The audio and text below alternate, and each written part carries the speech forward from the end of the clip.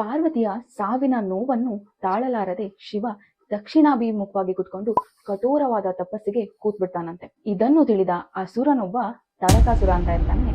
ಆತ ತಪಸ್ಸನ್ನ ಮಾಡಿ ಬ್ರಹ್ಮನ್ಗೆ ಕೇಳ್ತಾನಂತೆ, ನನಗೆ ಸಾವೇ ಬರ್ದಿರೋ ಹಾಗೆ ವರವನ್ನು ಕೊಡು ಅಂತ.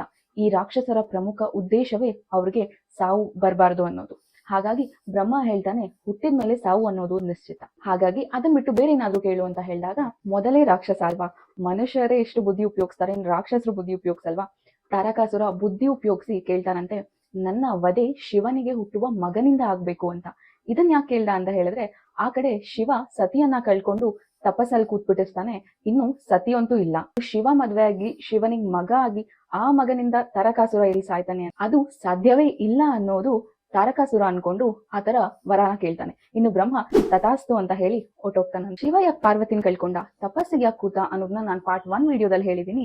ಯಾರ್ಯಾರು ನೋಡಿಲ್ಲ ಇವಾಗಲೇ ಹೋಗಿ ಚೆಕ್ ಮಾಡಿ. ಇನ್ನೊಂದ್ ಕಡೆ ದೇವಾನುದೇವತೆಗಳೆಲ್ಲ ಒಂದ್ ಕಡೆ ನೋಡಿದ್ರೆ ಶಿವ ತಪಸ್ಸಿಗೆ ಕೂತಿದ್ದಾನೆ, ಇನ್ನೊಂದ್ ಕಡೆ ನೋಡಿದ್ರೆ ಅಸುರ ಈ ತರ ವರ ತಗೊಂಡಿದ್ದಾನೆ, ಈ ರಾಕ್ಷಸರ ಸಂಹಾರ ಮಾಡೋದು ಹೇಗೆ ಅಂತ ಟೆನ್ಷನ್ ಆಗ್ಬಿಟ್ಟಿರ್ತಾರೆ. ಇದೇ ಟೈಮಲ್ಲಿ ಹಿಮವತ್ ರಾಜ ಎಂಬ ಪರ್ವತಗಳ ರಾಜನಿಗೆ 3 ಜನ ಗಂಡ್ಮಕ್ಳಿರ್ತಾರೆ. ಹೆಣ್ಣು ಮಗು ಬೇಕು ಅಂತ ಹೇಳಿ ಬೇಡ್ಕೊತಿರ್ತಾನಂತೆ. ಹಿಮವತ್ ಮೈನಾವತಿ ಅನ್ನೋರಿಗೆ ಹುಟ್ಟುವ ಮಗಳೇ ಪಾರ್ವತಿ. ಇಷ್ಟ ಆಗಿತ್ತು ನವರಾತ್ರಿಯ ಇಂದಿನ ಕತೆ. ಇನ್ನು ನವರಾತ್ರಿಯ ಮೊದಲನೇ ದಿನ ಶೈಲಪುತ್ರಿಯನ್ನ ಆರಾಧಿಸ್ತೀವಿ. ಶೈಲಪುತ್ರಿ ಯಾರು ಅನ್ನೋದನ್ನ ನವರಾತ್ರಿ ಸೀರೀಸ್ 1 ಎಪಿಸೋಡ್ ಅಲ್ಲಿ ನಾನು ಹೇಳ್ತೀನಿ.